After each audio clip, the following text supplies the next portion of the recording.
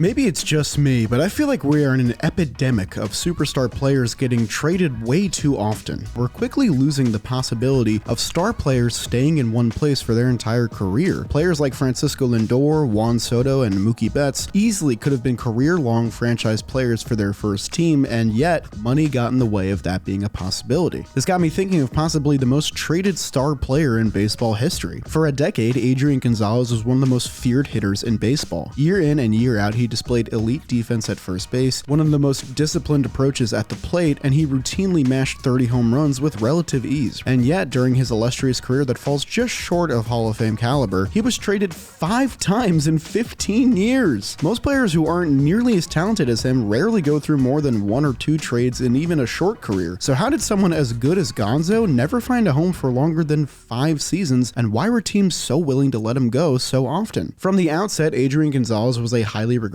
player. He was the first overall selection in the 2000 MLB draft class, one of just 4 players in that first round to surpass 10 career WAR. He became the first infielder taken with the top overall pick since the Mariners picked Alex Rodriguez first in 1993. By his second pro season, Gonzalez was already a league MVP with over 100 RBIs and a .312 batting average at low A. But after a wrist injury hurt his offense, the Florida Marlins quickly lost confidence in their former number 1 overall pick and current number 2 overall prospect in their farm system. 10 games over 500 at the 2003 trade deadline, the Fish were in a position to buy in on more talent and make a playoff push. While their other top 3 prospects in Josh Beckett and Miguel Cabrera got the call to help Florida on their World Series pursuit, Adrian Gonzalez got the short end. He was included as the premier piece in a blockbuster trade deadline swap, as he was sent to the Texas Rangers in exchange for Uguet Urbina. The Marlins acquisition was key in them winning the World Series, with Urbina pitching to a 1.41 ERA in 33 games down the stretch, with 4 saves on their postseason run. Urbina was a model reliever on the field, just not so much a model guy off the field. Explore at your own discretion. Before the 2004 season got kicked off, Gonzalez was the Rangers' number 1 prospect, number 52 in all of baseball. By the end of the season, he had fallen to number 8 in their system, no longer on the top 100 list in MLB. Adrian Gonzalez floundered offensively in his first 2 MLB seasons for Texas, with an on-base percentage well below 300 and just a 71 OPS plus in a little under 60 games. The early 2000s Rangers were simply spoiled with too much first base talent. Both Adrian Gonzalez and Travis Hafner were blocked by Mark Teixeira, who accrued over 50 WAR and over 400 home runs in his own very successful career. The 2 men behind him on the depth chart simply got shipped out of town before either could get a decent footing at the MLB level. After 2 tough offensive seasons to kick off his big league career, Adrian Gonzalez was traded a second time. This time it would land him in San Diego, the city where he was born before moving to Tijuana, Mexico for a dozen years. Growing up, his favorite player was Tony Gwynn, and he did his best to emulate his swing daily, practicing hitting balls the opposite way in his own cage work. As for the Rangers' return in this trade, it was starting pitcher Adam Eaton, who had the worst season of his career for Texas in 2006 before departing for Philadelphia in free agency. Relief pitcher Akinori Atsuka pitched well in his 2 seasons for the Rangers, locking up 36 saves with a .206 ERA plus in 97 games before heading back to Japan in 2008. While that part worked out for the Rangers, they also threw into the trade starting pitcher Chris Young for the Padres. He started nearly 80 games for San Diego over the next 3 seasons with a .115 ERA plus cumulatively. He led MLB in hit per 9 2 years in a row and made the 2007 All-Star Game as a throw-in to this trade. Obviously, the biggest win of the lopsided deal was Adrian Gonzalez. At this point, Gonzalez had been traded as many seasons as he had played in MLB, but after a shoulder injury to Ryan Klesko fully gave him the keys at first base, he finally blossomed into a prominent everyday player. During his first full season playing more than 50 games, El Titan was a top 20 player in the National League by weighted runs created plus, and he joined Phil Nevin and Ryan Klesko as the only Padres to that point with a 24-homer season or better in the 2000s. This was a lineup seriously sapped for power in a cavernous but beautiful ballpark, and a hitter like Gonzalez quickly became the most important cog in a usually inept lineup. The 2006 team returned to the playoffs for the 2nd consecutive year, and what would be his only playoff appearance with the Padres, Gonzalez hit .357 in 17 plate appearances. He wouldn't taste October baseball again for the next 7 years. But with the addition of Gonzalez at first base, the future certainly looked bright, and the Padres acted swiftly to lock him up. I know a good thing when I see it, and that's why I love Murray Lamper Construction. What they did for me, I know they can certainly do for you. And my good pal Padre, Adrian Gonzalez. Dude, what are you doing over there? Hi, Mark. They did a great job with your remodel. I thought I'd get one here at first base.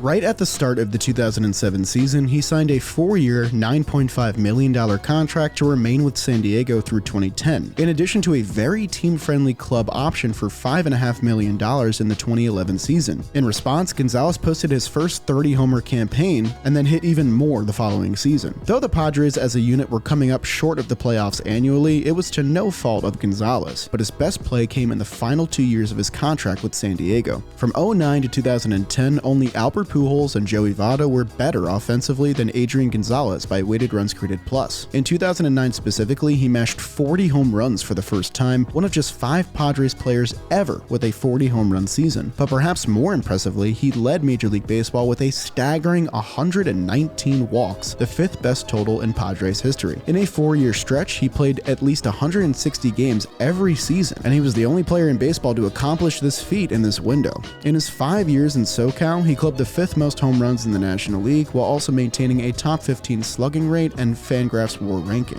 Despite being a model of health, consistency, power, and defensive prowess, a reunion with San Diego at the end of his extension did not seem to be in the cards. The team did activate his extremely cheap option for the 2011 season, but instead of trying to work out another extension, the Padres' financial situation prompted them to trade their all-star first baseman and face of the franchise at the apex of his career. In the 2010 offseason, San Diego organized a blockbuster swap with the Boston Red Sox, trading 1 year of Adrian Gonzalez and receiving a heap of prospects in return, the only true player of note being first baseman Anthony Rizzo. As we all know now, Anthony Rizzo turned into a fantastic big league player, arguably on his way to putting together a better career than Gonzalez had in the first place. But the Padres would hold on to him for just under 50 games before flipping him again to the Chicago Cubs for some immediate starting pitching help in Andrew Cashner. Suffice to say, that trade did not work out for them, even with Cashner having a pair of nice seasons in San Diego. Anthony Rizzo became a World Series champion, and Adrian Gonzalez continued towards a successful career, this time with the Boston Red Sox. Just mere months after acquiring him, Boston inked Adrian Gonzalez to a lucrative 7-year contract worth $154 million, the second largest free agent contract in Red Sox history to that point, only surpassed by Manny Ramirez and his $160 million deal from years prior. In addition to committing $142 million to Carl Crawford, Boston was entering a new era of their franchise identity, and Adrian Gonzalez finally wouldn't have to worry about getting traded again. In his first full season with a new team since 2006, he led Major League Baseball with 213 hits, and his .338 batting average was only outdone by Miguel Cabrera. He became one of 7 players since the beginning of the expansion era in 1961 to hit over .330 in a season with at least 600 plate appearances for the Red Sox. He nabbed his 3rd Gold Glove, his first Silver Slugger, another All-Star nod, and even graced the cover of MLB The Show. In his first year, Adrian Gonzalez had identified himself as a franchise player for the Red Sox. But the thing about being a franchise player is that sometimes it entails leadership duties, which wasn't exactly Gonzalez's strong suit. Throughout the year, Gonzalez would be mired in various controversies for not doing enough or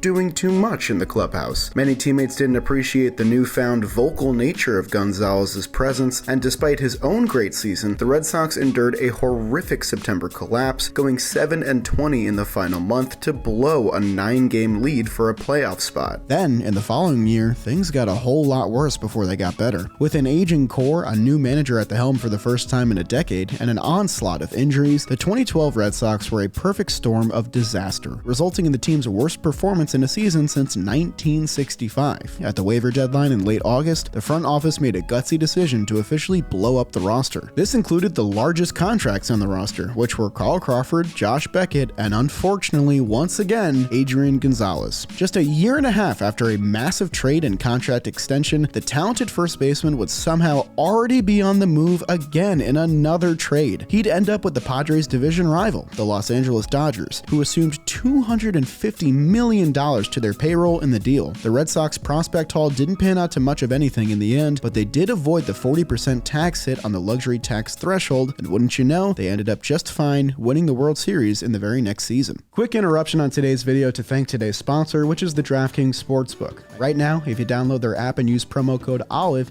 you can bet $5 on any wager and win $200 in bonus bets instantly and bet to your heart's desires. I've been betting on a lot of MLB futures. Also, if sports betting is not yet legal in your state, you can still get in on the fun with DraftKings Daily Fantasy and have a shot to win daily cash prizes. It all starts with my promo code OLIVE, where you bet $5 on any wager and win $200 in bonus bets instantly, at the DraftKings Sportsbook. For a Dodgers franchise looking for a routine success under new ownership, this trade signaled the beginning of a new era. The following season began a 10-year streak of making the postseason, a streak that remains intact to this day. The acquisition of Adrian Gonzalez kicked this off, who still finished 2012 with 100 RBIs and a 117 OPS plus. That 100 RBI season made it 5 of his last 6, and he'd do so again the next 2 seasons as well. From 2007 to 2014, Adrian Gonzalez was one of just 2 players to collect this many RBIs in at least 7 of the 8 years in this window. Only Miguel Cabrera was able to do it every year. It's hard to wrap my mind around a player this consistently good getting traded so damn often. Over the next 3 years, Adrian Gonzalez remained in the top 15 of all National League hitters for various statistics, leading an impressive Dodgers lineup supplemented by the likes of Hanley Ramirez,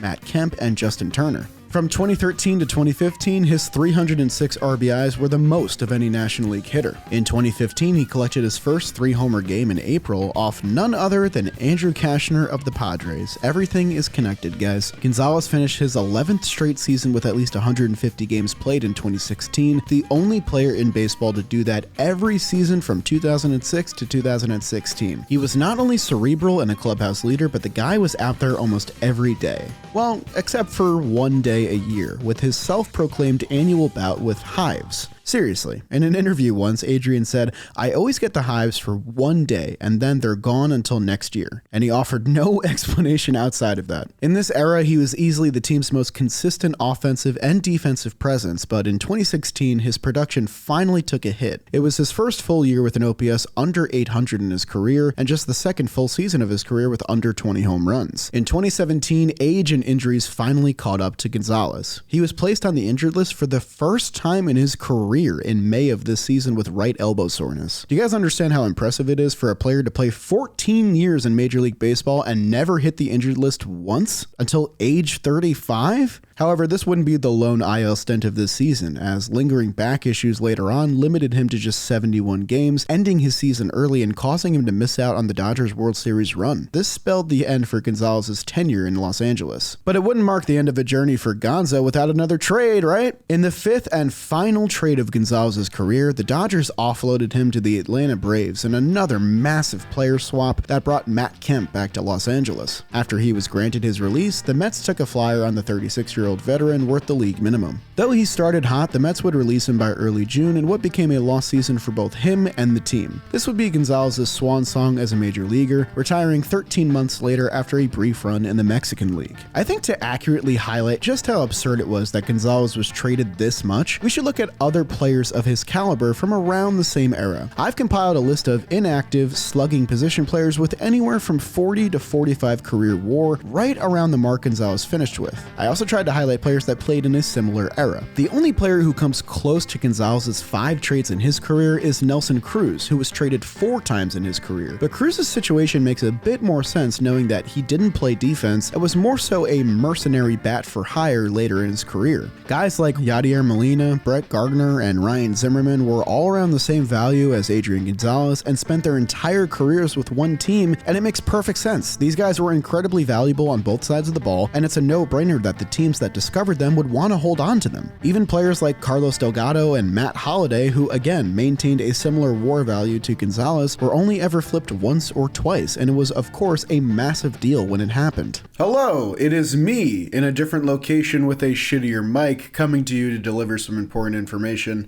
I did some additional research at the end of the video just to clear up this final part, and it turns out Gary Sheffield was traded 5 times in his illustrious career. He was worth more WAR than Agon and played in an era more similar to Delgado, but I thought he was worth mentioning because he's really the only other person I could find that was traded this many times and still was consistently good throughout his entire career. So if you were going to comment that, sorry. If you found another person that was traded as much as these 2 guys, leave a comment about that. And maybe we'll do a Sheffield video and a video about whoever you think of as well, because I find this stuff pretty interesting.